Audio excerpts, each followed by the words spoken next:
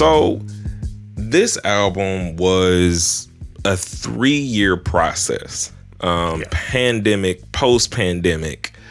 What was the most, I'd say, maybe difficult part of taking that long? You didn't really take a decent amount of time, but you were in a consistent role there. I think what takes that long is, for one, I'm like a professional with a job, not just in music, but as an educator. It's hard to really compartmentalize and focus on a record when you're doing it on the weekends.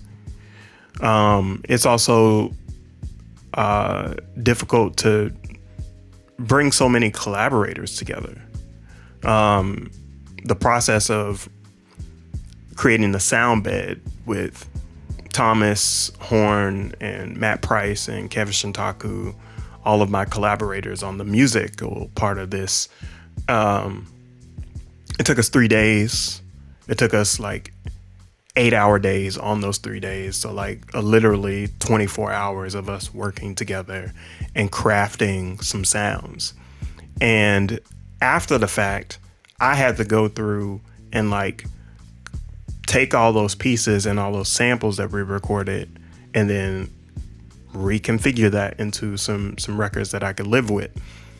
And I also, with this album being in mind, I had to like make the best work that I could possibly make on every record.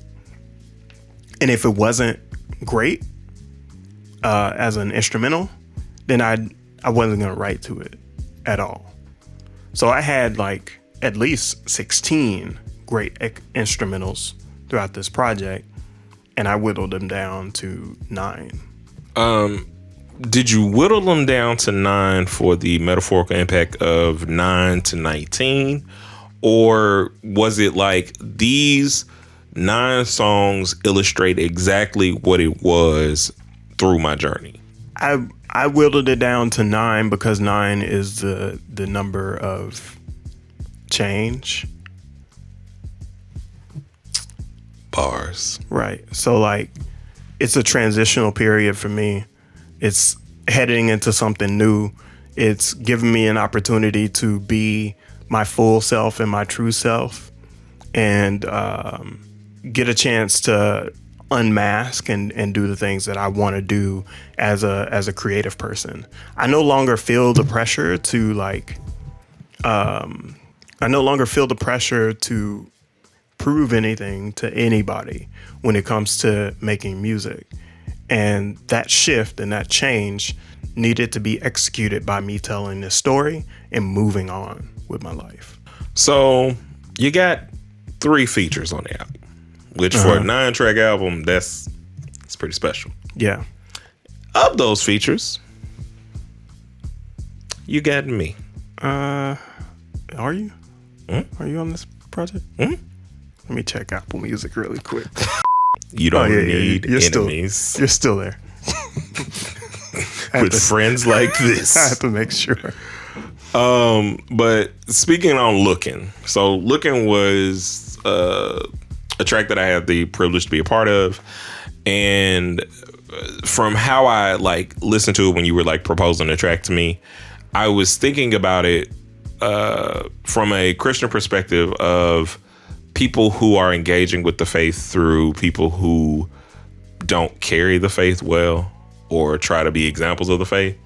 And I think like through talking with you, I realized that that's not, the direction that you were trying to go, but it still ended up with a very poignant song about spirituality and faith in a way that I think was good. So how did Looking specifically come about for you?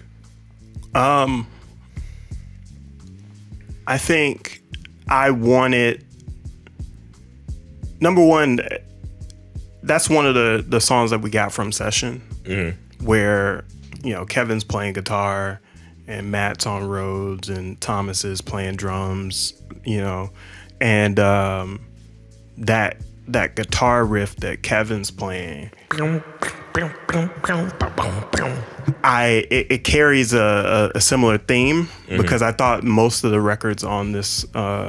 songs on this record were gonna be kind of Western themed or sound like that. I hear it. But it ended up kind of diverging from that motif into something else. And so when I was listening to it, all I could think about was, I'm looking for something everybody want to groove with. You know, that change it, but what does that mean? What am I actually looking for? And when I think about what I was looking for from 9 to 19, I was looking for who I am. I was trying to find who I am, who I was, and now looking back on 35, I'm not only looking back, I'm looking forward. I'm looking for what I want to understand, because the person that I was then got my faith and got my ideas of faith from other people. I didn't get a chance to shape my own thoughts. I didn't get a chance to understand my own religion or my relationship with God. It was fed to me. This is how you have it. This is how you do it. This is how you make it happen. There's a right way and a wrong way. I no longer believe that. And because I no longer believe in the right or wrong way, I wanted to express that I'm always looking. I was looking then, and I'm looking now. And your perspective comes in with it. It's sort of like, you know yourself in a different way. Yeah. So even though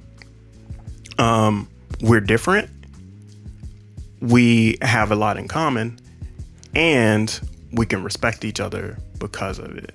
Yeah. So I don't have to accept all the ways that you look for God, and you don't have to accept all the ways that I look for God. But everybody should be looking.